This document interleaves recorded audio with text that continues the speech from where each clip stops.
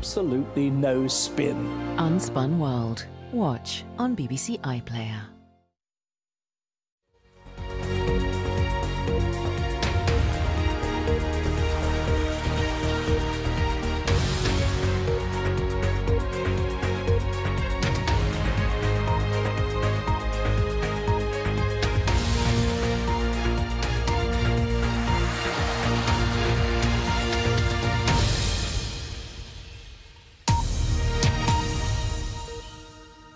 Hello, I'm Lauren Taylor, watching BBC News. Our top story this hour is the breaking news from the United States.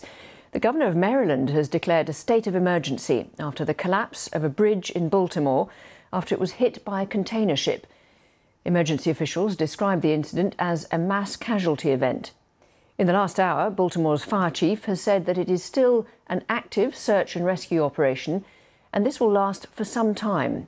Rescuers have already taken 2 people from the water, one of whom is described as in a very serious condition.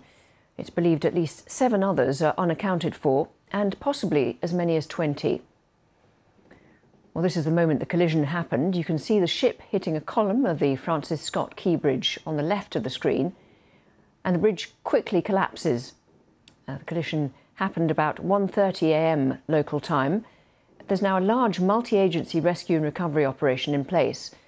Baltimore Mayor Brandon Scott says he's in contact with local authorities. He described the incident as an unthinkable tragedy. There are no reports of injuries to the ship's crew. It was on its way to Colombo in Sri Lanka.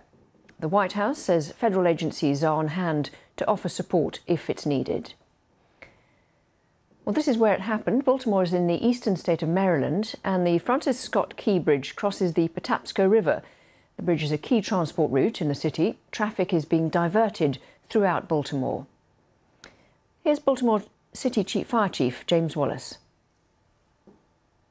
So at approximately 01:40 hours this morning, our 911 center dispatched a call to the Baltimore City Fire Department for report of a water rescue in the Patapsco River in the area of the Key Bridge. As units were responding, they began to receive numerous calls indicating multiple people in the water. At some point during that chain of events of calls, we began to receive indications that a ship may have struck the Key Bridge. We got further information through multiple calls that the Key Bridge, portions of the Key Bridge had actually collapsed. At about 01:50 hours, our first unit arrived on scene and reported a complete collapse of the Key Bridge. We were also given information at that time that there were likely multiple people on the bridge at the time of the collapse, and that as a result, multiple people were in the water. We were able to remove 2 people from the water. 1 individual refused service and refused transport. Essentially, that person was not injured.